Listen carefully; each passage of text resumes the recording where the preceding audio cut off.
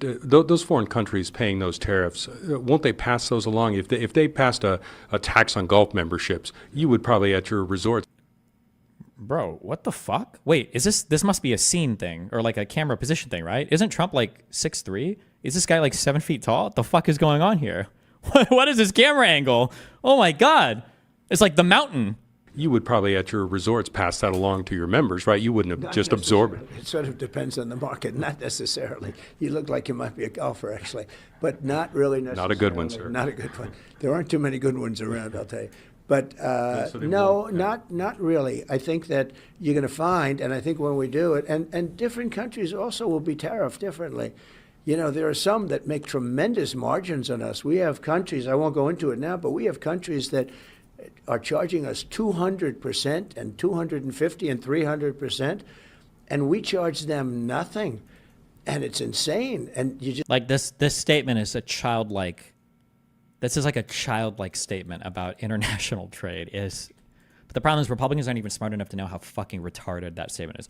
China charges us 200%. What? 200% profit? What, on every product?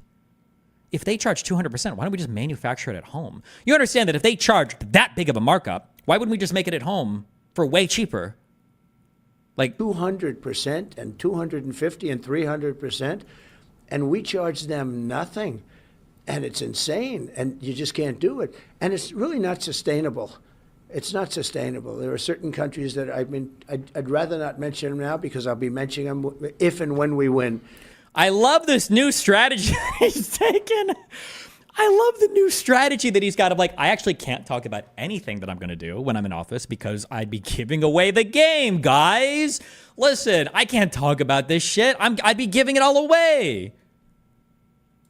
But they're going to have to pay up, and it's not going to have inflationary. If anything, it's going to go the opposite. We're going to be paying off debt because paying off debt has nothing to do with inflation, deflation. It's a total. They're all linked. Like I said, guaranteed. Kamala, if you're listening to me, okay, ask him on stage. What's the difference between our trade deficit, our budget deficit, and the debt? What's the difference between these three things? What do they mean? Trump would never be able to answer that question. We have too much debt. Pick two of three. Explain two of three of those things.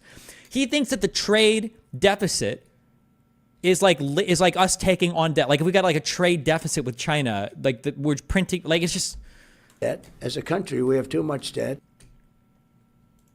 Okay. Did you denounce the bomb threats in Springfield, Ohio?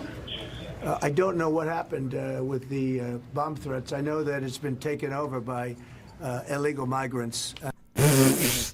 Like, one, it's very easy to just say, listen, I denounce all violent things. Like, nobody should be making bomb threats. Nobody should be doing anything like that. Number one, also, there's, again, no sympathy for any assassination attempts, and no sympathy at all. Like, come on, bro, fuck you. Like, you're actually so disgusting. Like, it's such a disgusting, subhuman way to carry yourself in the world as a former president, as somebody running for president, right? If you're amplifying fake news, by the way, which it is, you're amplifying fake news, it's causing, at the very least, we could say violent rhetoric, bomb threats. Would that count as violent rhetoric? Like threats of violence? Come on, it's on you to say something about that. But the fact that he not only won't denounce it, I will also say, by the way, it would be fair, I don't know if it would be right, but it would be fair of him to say, listen, I don't know anything about that, so I'm not going to denounce it. I'm sorry, I don't know anything about it. I'll look it up. I'll give you a statement later. I think that would look bad and probably not the most morally responsible thing to do. That'd be okay.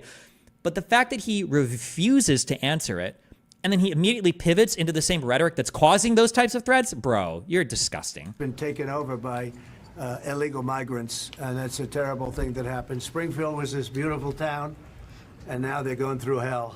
It's a sad thing. Not going to happen with me, I can tell you right now. Jesus.